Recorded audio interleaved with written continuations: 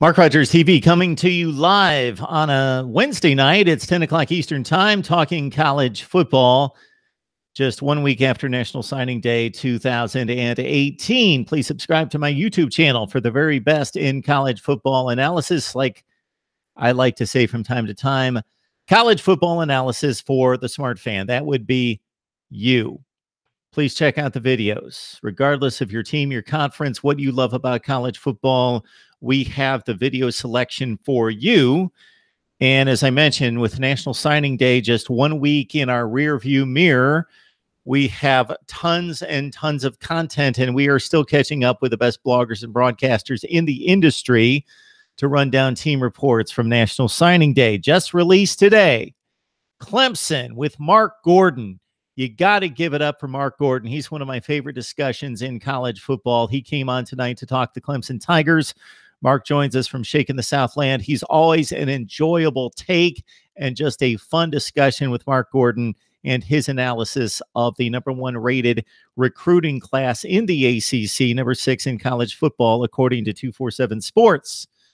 Parker Gabriel's a new contributor from Husker Extra, and he's done a nice job with us talking Nebraska football and Scott Frost's arrival, and of course the arrival of a Nebraska recruiting class that ranks in the top 25 in the nation and number 25 or number 4 in the Big Ten, number 22 in the nation. Arkansas, also a new contributor, Andrew Hutchinson, joins us from 247 Sports. Of course, 247 Sports, along with Rivals and Scout, the industry standard when it comes to high school football recruiting. And Andrew did an exceptional job the other night running down the Arkansas football program. So with Andrew, we not only talked about recruiting, we set up the quarterback battle for 2018, and we also talked about expectations for Arkansas football. What should they be? I'm going to crank up the live chat feed so I can check out your comments and your questions as well. I've got a number of topics I'd like to hit on tonight, but of course, you produce the show. You drive the show. So if you have any questions or comments or anything to bring forth, certainly I will respond.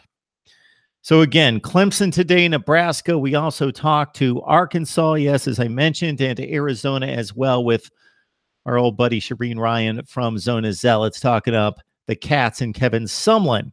That means during this early signing period and National Signing Day 1 week ago, we have covered Ohio State, Michigan, and Nebraska, Penn State, Clemson, Miami, Florida State, Pitt, and Syracuse out of the ACC. So one of the last times I did a live stream, a number of people commented that they wanted to see and needed to see Florida State material, and I totally agree. So we went out and got James Coleman from Gridiron Now. James played with Florida State under Bobby Bowden at fullback from 2002 to 2005, and he joined us a couple different times, most recently on National Signing Day 1 week ago. Clemson, Miami, Florida State, Pitt, Syracuse. We've got all those covered for National Signing Day and recruiting over the past week. Bama, Georgia, LSU, Tennessee, Florida, Missouri, Kentucky, and Mississippi State out of the SEC. And in the Pac-12, USC, UCLA, Stanford, Arizona, and Washington State. Our Big 12 coverage, I've got to admit, it is floundering. We used to be so strong in the Big 12 with a ton of contributors out of the Big 12, but many of them just have other obligations, other things to do. So certainly I'm asking you to suggest to me your favorite writers, bloggers, broadcasters that we can have on the show. And we will invite them and hopefully be able to bring them on to Mark Rogers TV, because I love to break down college football and I love to give you my analysis. But I understand, unlike other channels out there that you may find where the host thinks he's an expert on every team, I know that I'm not the expert on every team. I love college football and follow it just as well as about anybody in the country, but I know I'm not an expert on every team. I follow every team the best I can, so I bring the experts on here. And of course, you're going to receive my analysis and insight on college football as well, which means over the next few weeks, conference rankings. Yes, I will break down the Power Five conferences and how each conference performed against the other conferences. And I have a system and a formula in place. Many of you have seen it play out in previous off seasons. For you who are joining me for the first off season in college football, it will be worth the wait and will provide a lot of great discussion and debate concerning who is the best conference. I don't have a strong opinion about this for the first time in a long time. I think that there are four conferences, definitely three conferences in the SEC, the Big Ten, and the ACC that could vie for the title of best conference. It is not clear cut, whether it be by the eyeball test or certainly by the results on the field and the numbers produced by those results. It is difficult to compare the conferences, but we will do just that.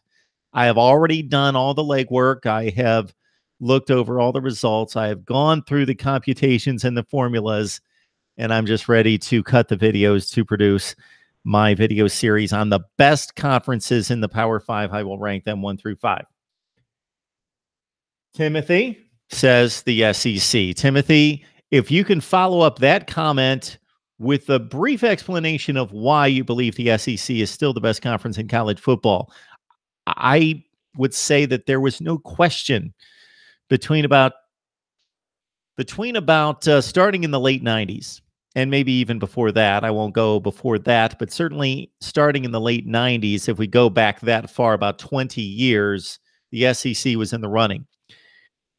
Then with the national championship win, starting with Florida over Ohio State in 2006, the SEC took over, and I don't think it was much of a debate at all. You would have to be crazy to think that the SEC was not the best conference in college football from about 2007 or 8 until a few years ago. Now it's debatable. The ACC had the best season in 2016, capping it off with a national championship in the postseason run of 10-3 and winning big bowl games. But this past season, the Big Ten played well in postseason play at 7-1, but did not make the playoffs. So it's difficult to assess the Big Ten's cream of the crop against the other conferences because Ohio State played a very good USC team, but they didn't play a playoff team. And it really appeared, I don't know, we'll never know. It appeared as though Alabama, Georgia, and to a lesser degree, Oklahoma and Clemson distinguished themselves. But based on what I saw out of Clemson in the national semifinal and the limitations in the passing game, Ohio State may have had a good run at Clemson this year as opposed to what happened in 2016. All right, so again, just released National Signing Day coverage from Clemson, Nebraska, Arkansas, and Arizona today, following up all the teams that we just read you. If you're looking for contributors to come on Mark Rogers TV, and certainly if you know of them and you're able to contact them, bring them my way. As long as they know what they're talking about, that's the basic criteria. They need to know their stuff in following a particular college football beat or college football in general. They need to have some kind of platform of credibility, a site or something that lends itself to some level of credibility. All right, Timothy, what you got here? 2 teams in the college football championship game is very impressive. So on the impressive side is defeating 2 of the best teams in the country to get to the championship game. Alabama defeats Clemson in a resounding fashion in the second half. Georgia wins an impressive showing offensively against Oklahoma in overtime, coming back to win that game. That's what you've got in your corner. On the other hand, it's difficult to miss a national championship game when you have 2 teams selected out of 4 spots. May not be as deep as years past. Good point, but I'll take Alabama and Georgia over any other teams in the Power 5. As it played out down the stretch, and as it looked in the semifinals in the championship game, Alabama and Georgia did appear to be the 2 best teams in the country.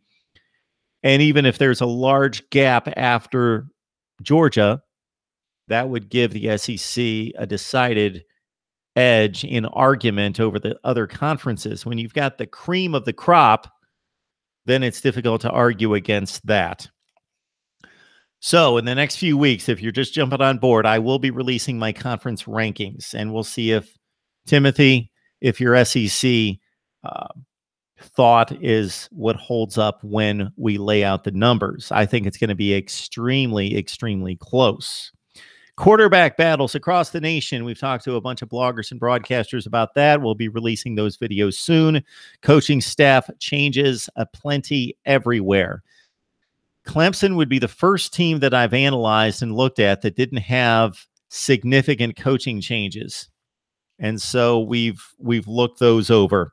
Expectations for these particular teams. I'm trying to get at that and have those discussions as well. I think it's an interesting conversation when you talk to contributors from schools like Arkansas and UCLA, Virginia Tech. What are the expectations for programs like that? We know what the expectation is at Ohio State and Alabama and USC, and especially now Clemson. But when you talk to somebody from Arkansas, what can they expect to do in the SEC Western Division when they've got the disadvantages that they do in play right now from a recruiting standpoint? Now they have another changeover in coaches, so Chad Morris trying to play catch up, although a number of teams that he's competing against in the SEC Western Division are in the same situation. Mississippi State with Joe Moorhead and Jimbo Fisher at Texas A&M, but Arkansas was not able to recruit with those clubs, especially Jimbo's closing run at Texas A&M on National Signing Day was very impressive. And we released our Arkansas recruiting videos just a few hours ago, in which they finished 49th in the country and 14th in the SEC in recruiting. I'm forgetting that we also talked to South Carolina. So if you love the SEC in particular, you have absolutely no reason not to subscribe to Mark Rogers TV. We had National Signing Day coverage on Alabama, Georgia, LSU, Tennessee, Florida, Missouri, Kentucky, Mississippi State, and South Carolina. I don't know who else does that, in addition to covering the rest of college football. All right, we're going to get to breakout players sometime in the next month or two as well. To a certain extent, I would like to see spring football because you get a better feel for some of the freshmen that come on campus and what they may contribute, especially if they're not five-star guys. There will be three-star freshmen who will be impact players and possibly stars in 2018. Who will those guys be? It's easy to guess right now, as it was, let's say, this time last year, that Cam Akers would be an impact player at Florida State at running back based on his talent and the need at the position with a Dalvin Cook's departure. But we'll look at breakout players. Spring previews coming up as well, of course, as we're just about 3 to 4 weeks away from spring football across the country. And schedule previews, that's one of my more fun exercises, and I'm going to do it a little bit earlier. I'm usually racing to the finish line of the opener at the end of August, trying to rank all the schedules and post all the videos. I'm going to do that sooner this year, more like in May and June, where I rank all the schedules and release those for you.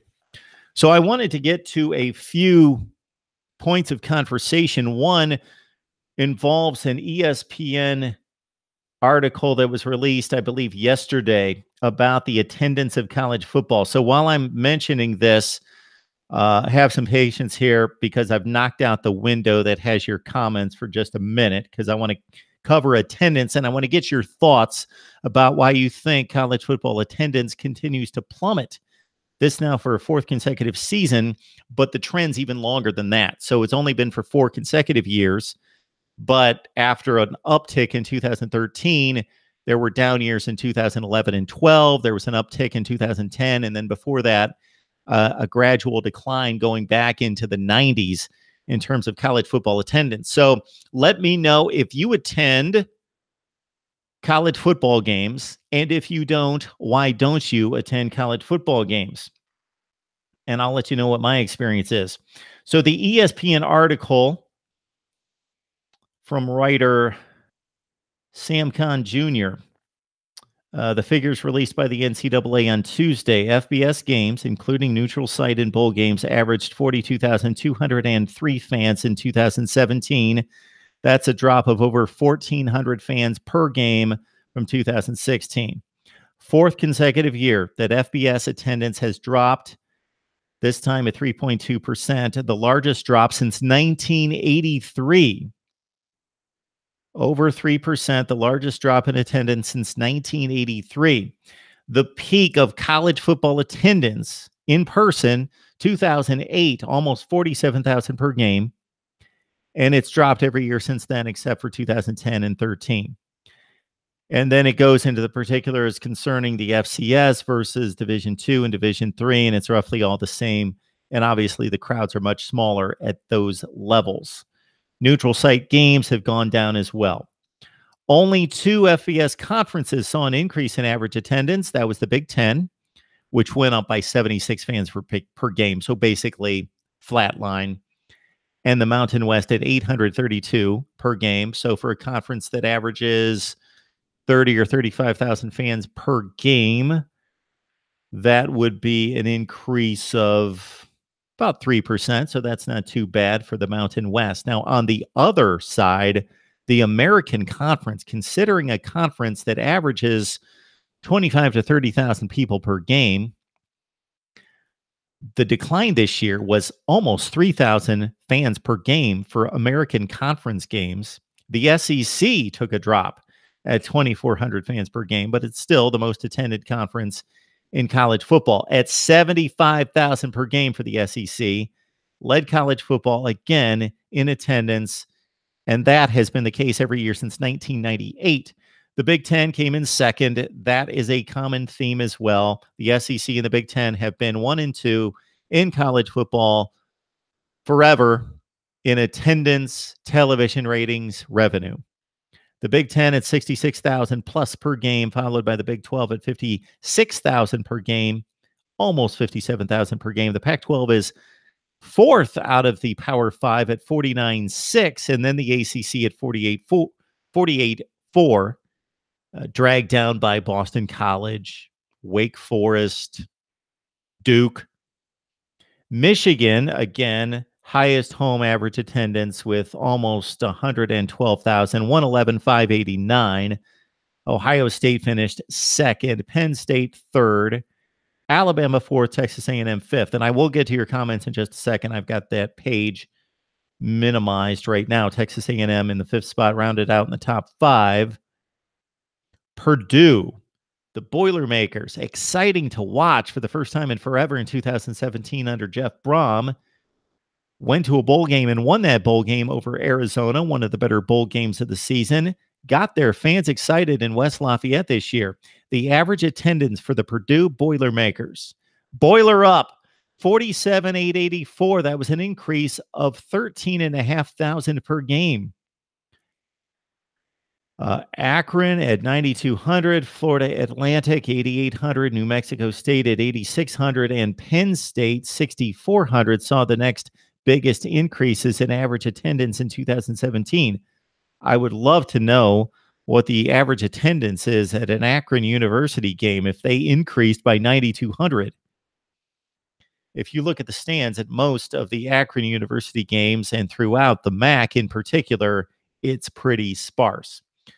So those are the stats on attendance this season, going down, declining for the fourth consecutive time, and the biggest drop-off in attendance in college football since 1983. Would love to get your thoughts on that as I get back to the chat here. So please jump on and give me your thoughts on college football attendance going down yet again. Let's see if we've got anybody chiming in. Timothy, TV coverage has improved, can view on a variety of devices now. Sam says, can you please cover USC 2018 class as well? Sam, we will do our best. So I was in conversation this week with Ryan Abraham. He joins us from USCfootball.com. We also had recently on Keely Yor, who works with Ryan on USCfootball.com. They do a great job. They were tied up on National Signing Day. And after that, I'm trying to pull in Ryan or Keely to talk USC's recruiting class. Chris Swanson as well We have just not been able to hook up, but we will do our best. Sam, hang in with us, and I will get you some USC coverage. If it's not from some of our contributors, I will do it myself. I will talk some USC football. Do you guys go to games? We've got some people watching right now. I would love to know if you go in person to watch college football. So for me, I went to Kent State University, and I love to watch major college football. Yes, I love the MAC and the Sun Belt and the Mountain West, and I love to watch those teams play during bowl games. But when they're up against the big boys on Saturday afternoon, sorry, I'm watching the SEC, the Big Ten, the ACC, and the Power Five. So that's where I attended school, was Kent State University. And I went to a game the first week of my freshman year because it was a week before everybody else started playing. They kicked a last-second field goal to defeat Toledo. And as a freshman, before I actually stepped into class, I just finished orientation. I went to one football game, and that was my last football game at Kent State. Then after that, on Saturday afternoons, I was watching college football. I was watching the big games. And then a little bit later in my college career, I was covering Kent State in Akron for a local ABC station. And then for the rest of my career, up until about 15 years ago, I was going to the SEC games, covering the games in the press box, talking to the players and coaches after the game. So I didn't have time to attend games. I actually was covering the games. Now, here in the last 15 years, my job status has changed, but I don't go to college football games. I have only gone to a handful of college football games in person that I had to pay. I've gone to dozens and dozens where I had credentials and didn't have to pay. I love sitting on my couch and watching all the games at all the times on all the devices and all the screens to keep up with it. Once you invest the drive time and the sitting around waiting, because you got to get to the stadium and get to your seat if you're going to a big game way beforehand, and then trying to fight traffic and get out of there and get home, you've wasted 7 or 8 hours. Not wasted, but if you love college football like me, you want to watch it on television. Randy Rhodes, I went to the opening game out of the season for the Razorbacks, the 2017 season, that is. So that would have been 2017. I believe they played Florida A&M. Is that right? For Arkansas, and that game was in Little Rock, correct?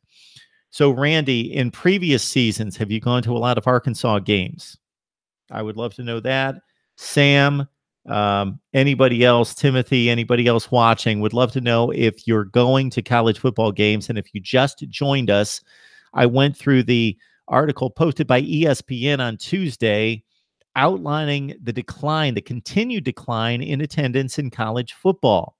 The average game, I don't have the numbers up right now, I believe was around 42,000 for FBS games. It went down 3.2% in 2017. That's a fourth consecutive year.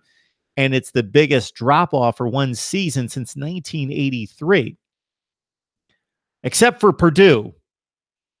Purdue and Jeff Brom, they're immune to all this because they came out of nowhere to go from 3-9. And in some respects, they were even worse than 3-9 to 7-6 in a bowl victory.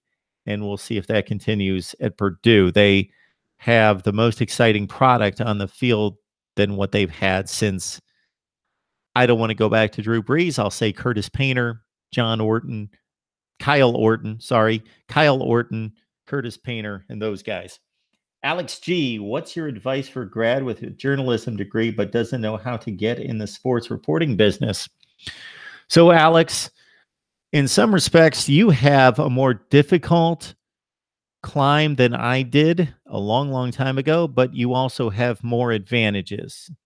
So you've got the internet. I didn't have the internet. The internet was around, but people didn't really readily use it, especially for business purposes back in the early to mid 90s when I was breaking it. So I knocked on doors when I broke into broadcast journalism. On the other hand, you have the advantage of the internet. So you don't need somebody to, let me back up just a second, because this is reminding me of a conversation that I had on a show called BTS, Behind the Scenes Live, that I hosted with Marty McPadden. And we talked about both of us having 25 years in the business in network television. We talked about strategies and career advice concerning in front of the camera and behind the camera. And I was often asked about this. It's just a different world from what I grew up in, but you don't need somebody to tell you that you can do the job. So back in 1995, I needed somebody to hire me to get the reps to hone my skills. You've got everything right in front of you, as I'm doing right now. You buy a laptop, you can broadcast, you can improve your skills. I know that doesn't necessarily give you the job, but you can hone your skills. So you should be, if you have a journalism degree or working on one, you need to be getting reps in, doing what I'm doing right now. Although that's not the reason I'm doing it. But you need to be getting your reps in. You need to meet as many people as possible. And that's another advantage of what's going on today with all the social media platforms. So right here, look me up on LinkedIn. Look up anybody who has any kind of what could be a connection to a broadcasting outlet, an internet outlet, anybody in management, anybody who appears to have any kind of connection. You can't meet enough people and build relationships with enough people. So, Alex, the best of luck to you. Look me up on LinkedIn and we can connect there. All right. So, we talked college football attendance. I also wanted to bring up week 1 of the 2018 college football season. And I had it here. And I would like to look through the week 1 schedule and let's see what we got. So last season, remember we had that game in Australia, that awful matchup between Stanford and Rice. And I think the final was 62-7. So we were all starving for college football, but we had to sit through Stanford and Rice. And that's one of those games in which I'm so starving for college football that I will sit through it because nobody else is playing. But can't they give us a better matchup than that if they're going to highlight and separate one game to kick off the college football season? And then that weekend, the best game was Oregon State and Colorado State, a game that I'll watch any night of the week, but that's typically going to be played on a Saturday versus everybody else playing. And I would never pick Oregon State, Colorado State, but I watched it because it was the only game in town. That first, it was almost pre-week 1. Let's see what we've got this year. On Saturday, August 25th, Prairie View, Rice, Duquesne, UMass, Wyoming, New Mexico State. So I'll probably check out Wyoming minus Josh Allen versus New Mexico State on the road. Okay, on Thursday, Central Florida at Connecticut, New Mexico State. How did that happen? New Mexico State at Arizona. Somebody's making it a big mistake here. The schedule I'm looking at has New Mexico State playing at home on Thursday on August 25th. No, so okay. Check that. Why would they do that to themselves? New Mexico State is playing the opening Saturday when there's only 3 games total. They're playing at home on a Saturday. Then they turn around 4 days later. They're playing on Thursday on the road at Minnesota. I don't know why they would do that to themselves. Sounds like a Big Ten Network game. The game of the night on that Thursday night to open the season on August 30th is easily Northwestern at Purdue. The SEC, for the first time in forever, is not playing on a Thursday night. It's been a lot of South Carolina in recent years against Texas A&M, Vanderbilt. I forget who the SEC opened with this past season. Central Florida, Connecticut on that Thursday night, August 30th. Northwestern at Purdue. So that's a huge game in the Big Ten Western Division right out of the gate. New Mexico State plays at Minnesota against PJ Fleck. Weber State, Utah, and Wake and Tulane. On that Friday, it's the first Friday of the college football season. There are 2 games, and they're both lousy. There needs to be a game scheduled. I don't need to see Alabama and Florida State play, but match up something. Give us something. Give us some mid-tier teams. Let Kansas State and Cal, North Carolina and Vanderbilt, something. Would love to see somebody play on the first Friday night of the college football season. Instead, we've got Utah State at Michigan State, and we've got Western Kentucky at Wisconsin. So the Big Ten dives right into it. They've got a conference game, a big conference game, Northwestern Purdue on that Thursday night, August 30th. And then on Friday, 2 Big Ten teams in action at home, Michigan State and Wisconsin against Utah State and Western Kentucky. So definitely out of that first Saturday of college football, if that's what you want to call it, where you basically have nothing, you don't have any Power 5 matchups. And then out of that Thursday, Friday, the following weekend, the best matchups, Northwestern at Purdue. Central Florida, Connecticut, if you're starving for football, you'll watch it. Wake Forest at Tulane, minus John Wolford and some of that standout passing game there at Wake Forest. The Demon Deacons breaking in a new quarterback. And then let's look at Saturday, September 1st, and then I'll be able to switch screens and check out your comments of what games you're looking forward to seeing early in the 2018 season. Penn State's at home against Appalachian State. That could be tricky. I'm going to sort through the bad matchups and get to some of the big teams and the better matchups. Navy goes to Hawaii. Akron at Nebraska. Baylor's at home against Abilene Christian. Not Liberty, but maybe it's another Liberty game for Matt Rule and company. Iowa State taking on South Dakota State. Kansas State against South Dakota. So remind me, is it South Dakota State that's the difficult team to play in the FCS? I believe it is. Iowa State's got to meet them in week 1. Oklahoma gets a date against Lane Kiffin and company. Florida Atlantic. All right, that's in week 1 to look forward to.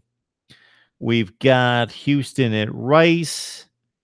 Other week 1 matchups on September 1st include UMass at Boston College. You've got Clemson hosting Furman.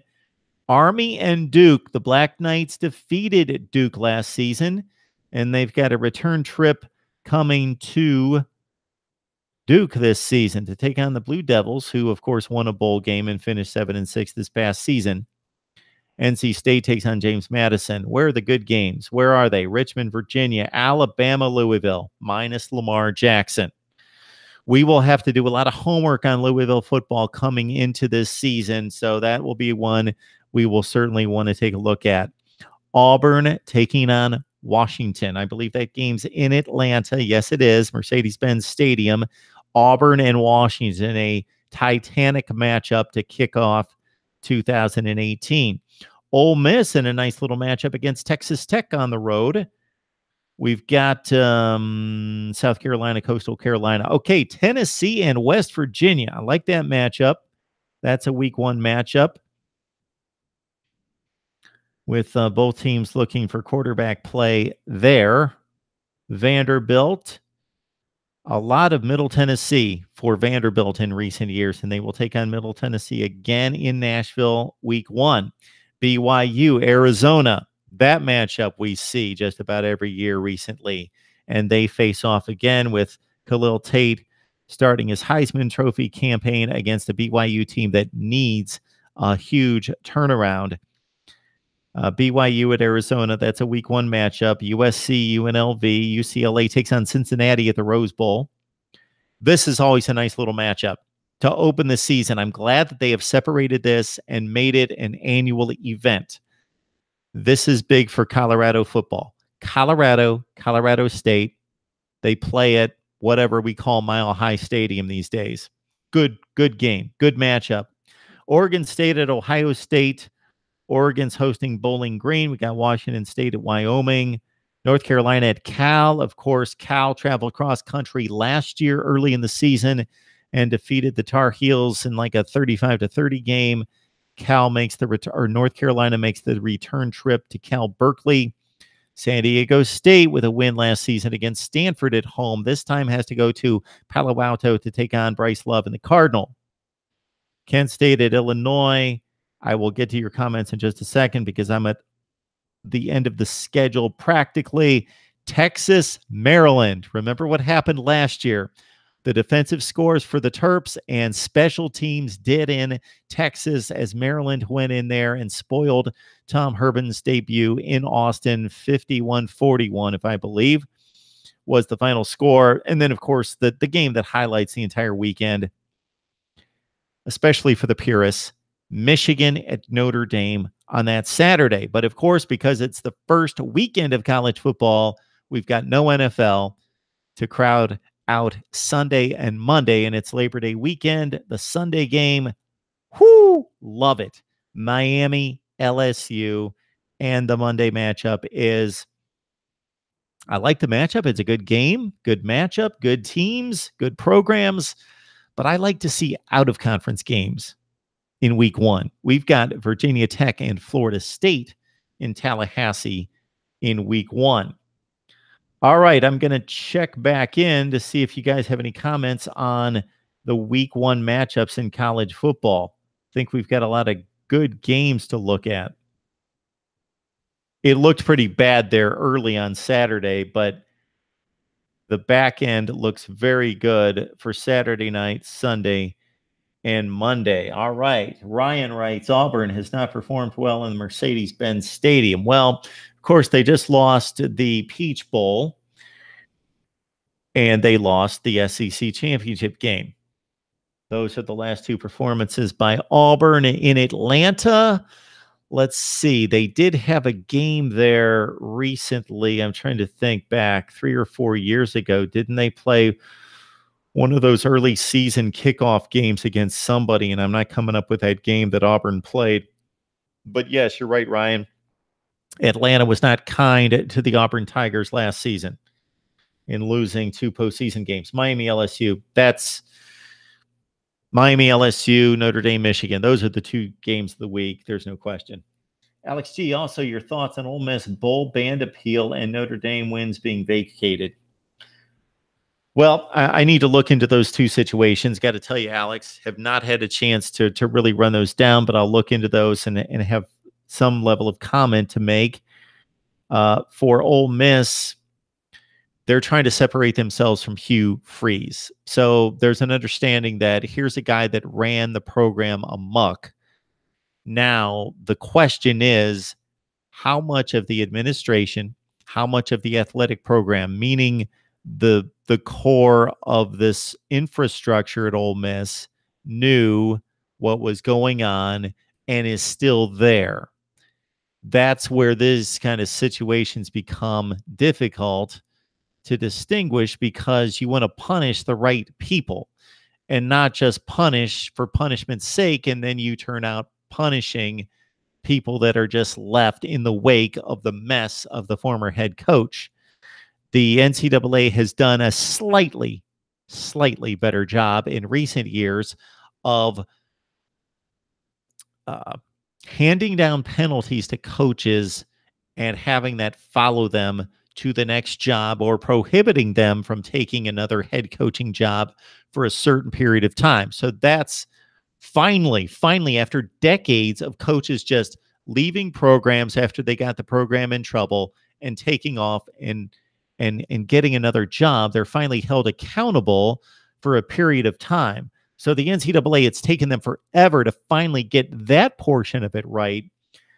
I would need to know more about the people currently still in Oxford and what their level of involvement was, or knowledge of, probably not much involvement, but knowledge of the Hugh Freeze transgressions. And I'm not talking about the phone call in particular, or the many phone calls that he had, but the recruiting, the football related issues that he had, the handing of money over to recruits, and the improper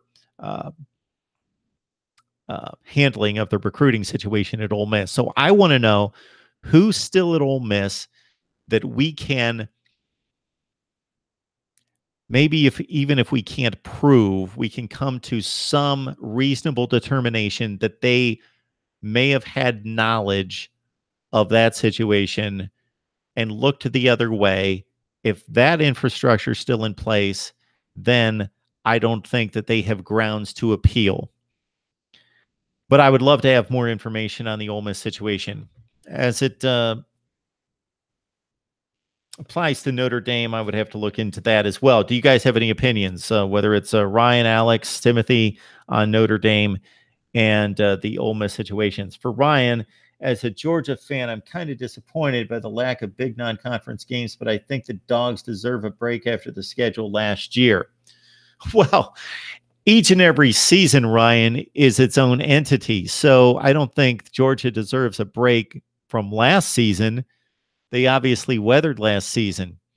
So Georgia did play Georgia Tech, obviously, at the end of the season, as they typically do. And they played a very good Notre Dame team that finished on the fringe of the top 10. So it was one of the more difficult non-conference schedules in college football. What pleases me is that there are so many more Power 5 teams today scheduling 2 Power 5 teams versus just the one.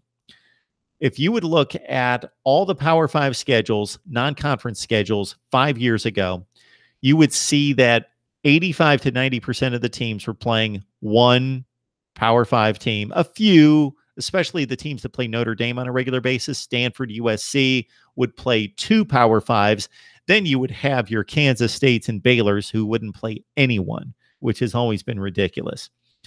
I love it now that when I was ranking the schedules last year, going into 2017, these schedules were tougher, non-conference schedules, than any I had seen. Dozens of teams were playing multiple Power 5 opponents, and as you mentioned, Georgia being one of them with the Georgia Tech game and Notre Dame. So the Bulldogs obviously play Georgia Tech. I don't have their schedule in front of me, so I'm guessing they don't play anyone else out of conference. They are going to have the return trip from Notre Dame at some point. Timothy writes, Ole Miss had never recruited in such an elite way before free, so I'm sure people got suspicious, of course. So that infamous class from 2013 with 5 players, I believe, number 1 rated at their particular positions. Robert Kimdichie, the overall number 1 player in the country, Laquan Treadwell. Who else was in that class? Oh, shoot. Who else did they get in that class that was number 1 at their position? There were a couple other players that Laramie Tunsil at left tackle, of course. Austin P, Middle Tennessee, and UMass all at home. That is the Georgia schedule. Austin P, Middle Tennessee, UMass, and then, of course, Georgia Tech.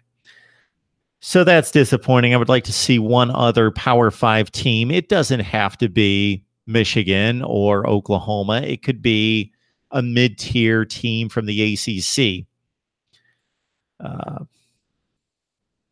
Of course, the Georgia Tech game doesn't provide much resistance this year, coming off a 5-6 campaign and Georgia being as good as they are. So it's not like that seems to be like it's a marquee game. So Georgia is in good shape. Of course, they play Auburn. I don't have their SEC Western Division schedule in front of me to know who the other team that they're playing out of conference, but it looks as though Georgia's in really good shape. When you consider the toughest game out of conference is Georgia Tech, they're so much better than everyone in the East. Maybe South Carolina jumps up. I think they've got the best chance of doing anything against Georgia this season. And they've got Auburn, so they pretty much have a 2 or 3 game season, does Georgia this year. Oh, LSU. So I love that game. I think the last time LSU and Georgia got together was a shootout. And with the rotation as it is, they only play once every 6 years. So 6 years ago, 2012, that sounds about right. I think it was a Odell Beckham Jr., Jarvis Landry, Zach Mettenberger game at Georgia, in which I think I know it was a barn burner. Aaron Murray at quarterback for the Bulldogs, Todd Gurley. It was a great game. Don't remember who won it. Alex writes, I love how people think they'll play when an Ole Miss gets recruits, but assumes college football blue bloods don't cheat. Sounds like bias. Man, I hate to conjecture. Yes, Ryan, 44-41, Georgia won 2013. Remember that game? I just couldn't remember who finally got the final touchdown to win it. It would be ignorant for anyone to think that there's not cheating in college football, even for the teams that don't get caught. That's about all I can say. I hate to conjecture when I don't have the evidence in front of me. I would love to go back in time and do all this again. There's a very interesting series of luncheons that we attend at ESPN. And Jim Delaney is a regular speaker, the commissioner of the Big Ten. And I've heard him speak on 3 different occasions. Just think about the crazy world that we live in currently and the demands that are placed on these student athletes. They go to class, they have tutors, they're on the road constantly, so they miss a ton of class. They're working out constantly. They basically have a job.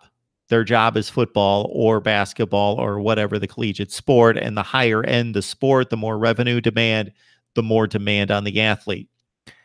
They've got to watch tape. They got to watch film. If they're a quarterback, especially, they're expected to study in the dorm or at their apartment. And we call these kids student athletes. Now, many of them are, but the demands that we place on them are just ridiculous versus how it's been explained to me in listening to Jim Delaney talk, who was playing varsity basketball at North Carolina in the late 60s. So he's playing at one of the premier programs in the country. And he said, we lived a balanced student athlete life. And I would love to be able to reverse the clock and go back to that. And really, because college athletics has taken off and become such a high revenue, high pressure environment, that it's up to the ante and everybody's got to keep up with everyone else. So as soon as that first coach, that first conference, that first institution said, you know what, we're going to push the rules a little bit. And then as soon as the rules kept being pushed and broken and stretched a bit, and then they would change the rules to allow for more playing time and more practice time, more time away from class, then Pandora's box is opened and you're not going to ever bring it back. It's unfortunate that that's the environment of college football and college athletics. Timothy, I agree. I just like consistency. Ole Miss made it look too obvious, players coming from all over the country. I don't know that they came from all over the country. They certainly came from all over the South. I know Robert Kimdichie was a Georgia kid. Laquan Treadwell, I don't remember off the top of my head where these kids came from, Laramie Tunsil. But yes, Ole Miss was bringing in talent unlike at any other time since going back to their heyday in the mid-'60s. All right, so those are some of the best matchups in college football in week 1, Notre Dame, Michigan, LSU, and Miami. And, of course, we looked at some of the other matchups. I really like Northwestern Purdue. It's a big matchup in the Western Division of the Big Ten on that Thursday night. You guys, let me know what you would like to see and hear in future weeks. You've done a great job of letting me know what content you would like to see, and I'm trying to fulfill those needs. We are going to be talking up quarterback battles going forward, along with we've already released a number of videos trying to outline the coaching staff changes across college football. Conference rankings are coming your way as well. We'll address breakout players, get you set for spring practice, and schedule previews coming up. We'll do that sometime when it slows down after spring practice in May or June. Do you think the SEC and the ACC should go to 9 conference games? You talk about another subject matter I need to attack, because I've already done the legwork. I've already done the heavy lifting. I just have to produce it. This is what I believe should happen. Not only should every conference play a similar schedule, meaning 9 games, we also should go to formula scheduling. Take the scheduling, non-conference scheduling, out of the hands of the individual schools and do this. This is simple. Okay, if everybody's playing 9 conference games, then they're playing 3 out-of-conference games. Give the schools the freedom to schedule 1 game. So they can schedule an FCS, a group of 5, whomever they want. The other 2 games go to a selection committee. Now, this is not a selection committee like the college football playoff selection committee where there's no rhyme or reason to who they selected for the college football playoff. This is going to be very easy to track because it needs to be consistent. So every team in the nation, for the 2 Power 5 non-conference games that they play, need to play 2 teams that combined for a 500 record the season before, meaning everyone will play an equal non-conference schedule. So if you follow me, take any team in the country. Let's take Alabama. Alabama will play 2 teams that the previous season finished 500 in the nation. So they could play a 9-3 team and a 3-9 team. They could play a 7-5 team, a 5-7 team. They could play 11-1 team and a 1-11 team. So at least it presents some level of equity in non-conference scheduling. No, it can't be perfect because we can't predict that an 8-4 team is going to become a 3-9 team or a 3-9 team is going to become a 10-2 team. But we can get close to that. And we've talked about it on here before, how difficult the non-conference scheduling is and how much of a discrepancy and a disparity there is just within the conference scheduling.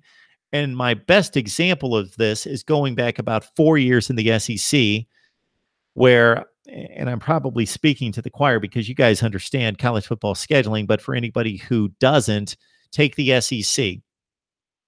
7 teams in each division, meaning you've got 6 opponents in your division. You play all of them. So there's 6 conference games. So you have 2 conference games left. You play 1 designated rivalry game. So if you're Alabama, you play Tennessee. If you're Auburn, you play Georgia every year. So the other one rotates.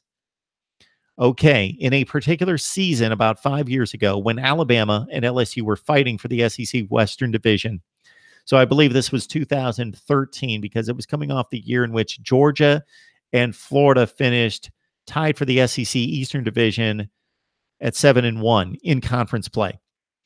Alabama the next season played 2 1-7 teams. They played Tennessee and Kentucky. Therefore, the 2 games that they had different from LSU, they played 2 teams that combined for a 2-14 season the year before. LSU played Georgia and Florida. They played 2. It might have been that 2013 season that we talked about, the Georgia win 44-41. LSU that season had to play Georgia and Florida. They both finished 7-1 the previous season. So Alabama and LSU are playing the exact same conference schedule, 6 out of 8 games, but the 2 different games, LSU's playing 2 teams that went 14-2 the previous year in conference. Alabama's playing 2 teams that went 2-14. How is that fair? So the 9-game conference schedule would do something to alleviate that. My preference would be to have the 1 designated rival and then to not rotate the other games, but make them equitable based on the previous season standings. If you follow me, similar to what I'm proposing to do out of conference. And I'll cut a video to explain that more fully and give examples. Timothy writes, Georgia still hasn't played Texas A&M. So Texas A&M joined in 2012, correct? Johnny Manziel's freshman year. So 2012, and they always play South Carolina.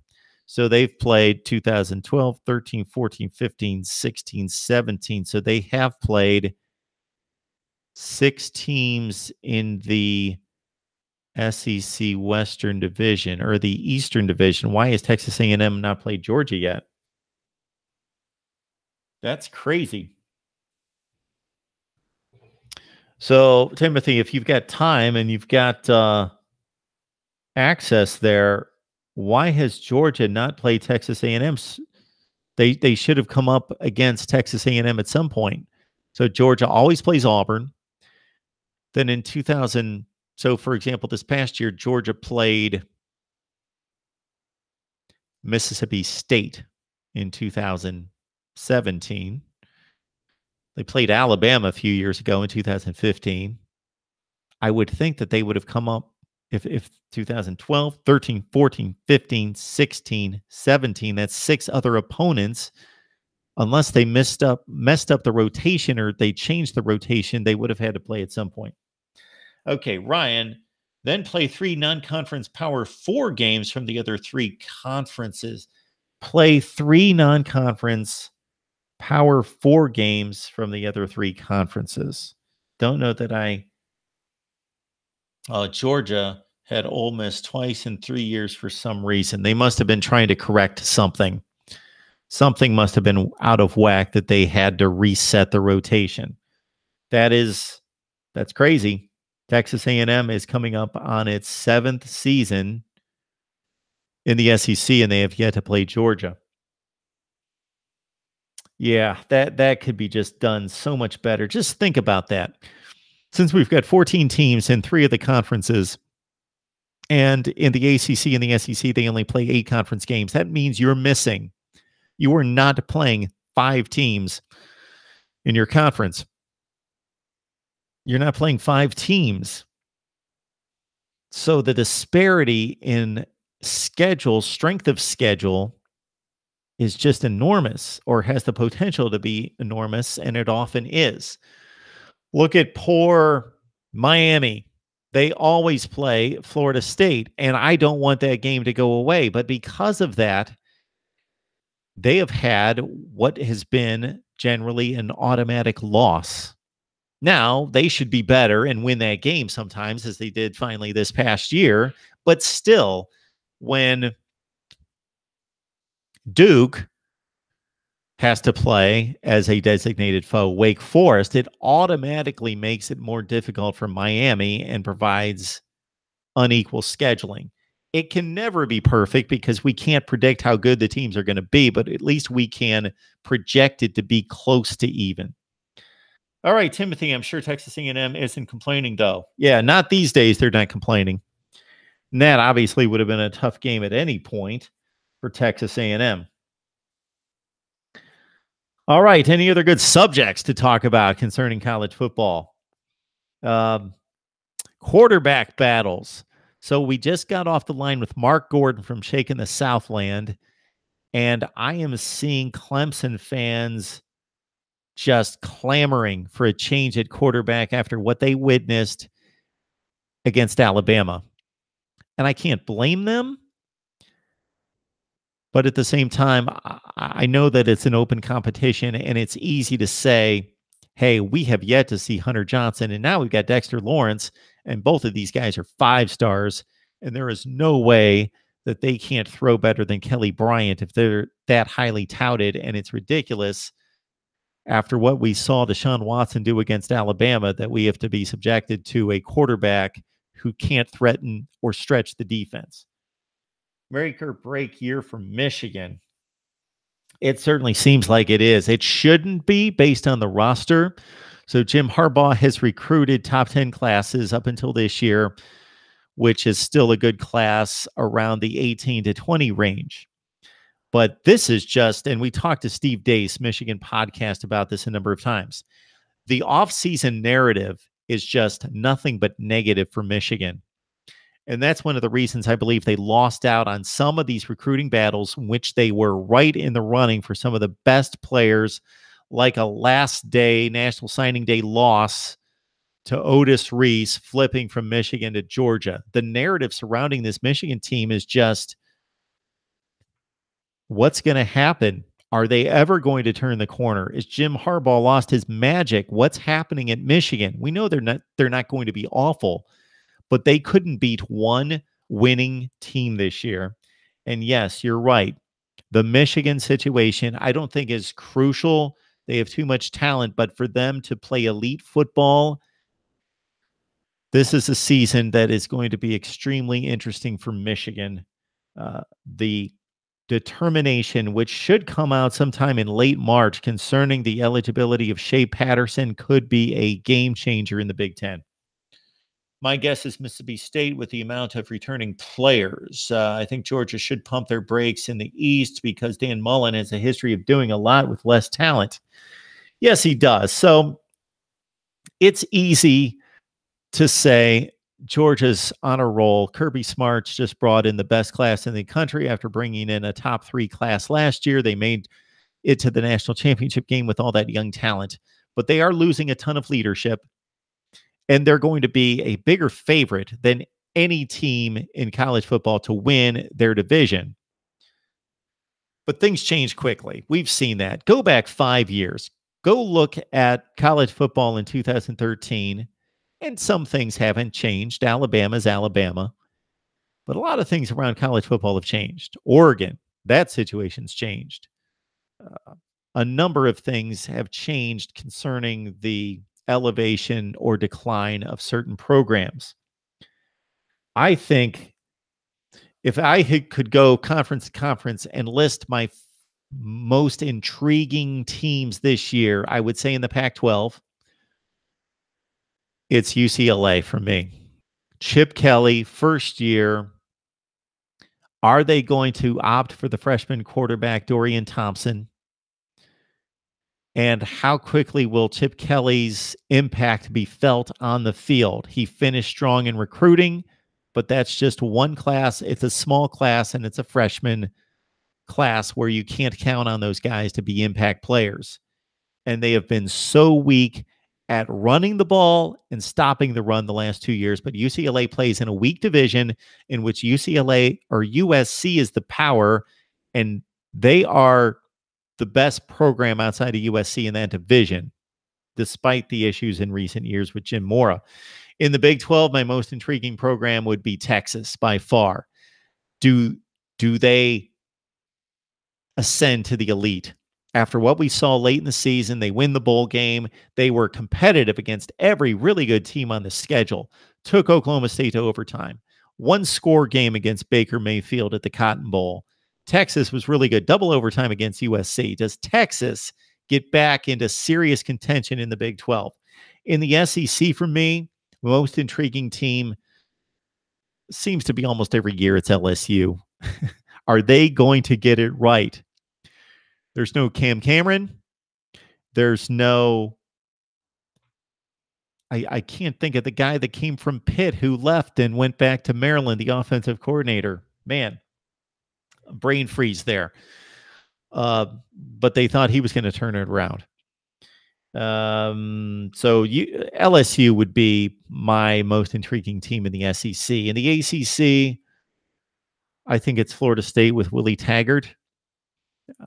After what happened last season in the quarterback battle that may ensue between Francois and Blackman. In the Big Ten, well, this Michigan State situation is so up in the air. That's interesting. Penn State, they lose a lot, but they still have the guy in play at quarterback in Trace McSorley. They lose the best player in college football. They lost their leader on defense in Marcus Allen. Can they keep up? LSU, still no quarterback. Maybe a young quarterback. They need to develop one of those young quarterbacks. We will see. No, I'm not talking about Enos. I'm talking about the offensive coordinator who went from Pitt to LSU for one season, just this past season, and I must have spit out the guy's name 1,000 times here in the last 6 months, and I can't think of it right now. Then he went to Maryland.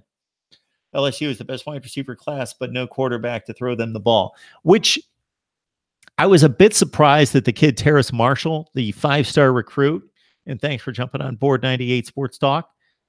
Yeah, Brennan could be a game changer for LSU. But Terrace Marshall, one of the top-rated receivers in college football, in high school football, I was a bit surprised to see him go to LSU, considering they haven't proven to develop a quarterback. And why would you want to go there as a wide receiver? Matt Canada. Thank you. You know how you can't think? Sometimes it's just gone. Matt Canada. All right, yeah. So those are my most intriguing teams. Speaking of Oregon, says Alex G, can Chip Kelly steal LA from USC? Can he indeed? Well, it's been done before. And he certainly has more cachet, more name recognition than Clay Helton.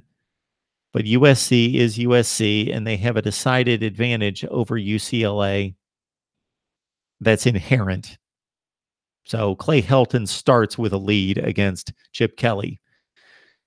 Just because USC is UCLA, it's just like Alabama has an inherent advantage over Auburn. That doesn't mean Auburn is not a tremendous football program with a great history and tradition, one of the 15 best programs in the country. And that would be another great subject matter to tackle, would be to rank the all-time best college football programs. So to me, the blue bloods of all time, and most of them stack up even now, I think there's, not in order, Alabama, Ohio State, Notre Dame, Michigan, Texas, USC, Oklahoma. That's the first tier. And then because of a slight drop off, because either they're new to the scene, meaning the last 30, 35 years, or there have been significant gaps in their elite status or productivity, I'd say there's a slight drop off. Then you've got Nebraska, Penn State, LSU, Miami, Florida State, Georgia, Tennessee. People forget about how Tennessee has been the second most successful program in the SEC in history. They have the second most championship, the second most wins. It's been Tennessee. So how do you guys feel about that assessment? The first tier of college football all time. So I'm trying to take everything into consideration. National championships, consistency in winning, decade to decade, year after year after year after year, not always winning national championships. Like Michigan doesn't have many national championships, only the one, 1997, since 1948, but it's Michigan. They have the most wins of all time. They have one of the best winning percentages of all time. They have the most Big Ten championships, arguably the best conference of all time, arguably. So that first tier for me, taking into consideration, again, national championships, conference championships, all Americans, Heisman Trophy winners, consistently winning, and then attention, packed stadiums, fans. That's less tangible, less measurable. But to me, it's Notre Dame, Alabama, USC, Oklahoma, Ohio State, Michigan, Texas. And then you've got the drop off. Then the other teams that I mentioned, Nebraska, Penn State, LSU, Georgia, Florida State, Miami, Tennessee. Then we've got another drop off. Maybe I missed Florida. Then we've got another drop off. Then you've got the UCLAs, and you've got Michigan State, Wisconsin, and Texas A&M. Clemson, sorry, Clemson, you're even on the third tier still all time if you take everything into consideration, but you're coming hard, you're coming fast. All right, I've really enjoyed talking college football with everyone. Please subscribe to my YouTube channel. And if you have friends, family, anybody you know who loves college football, this is the place to be. I think we prove that each and every day between what I deliver and what you guys bring back in terms of comments and questions. And I love the discussion and debate that you guys have between yourselves in talking the game we love. And if you have any suggestions for the channel, whether it be a background or anything like that I need to work on, anything that you can suggest, content or otherwise, I will get to it. I can't possibly answer all the questions or respond to all the comments, and I can't possibly create as much content as you would like me to. I would love to, and you can see that I produce thousands of videos.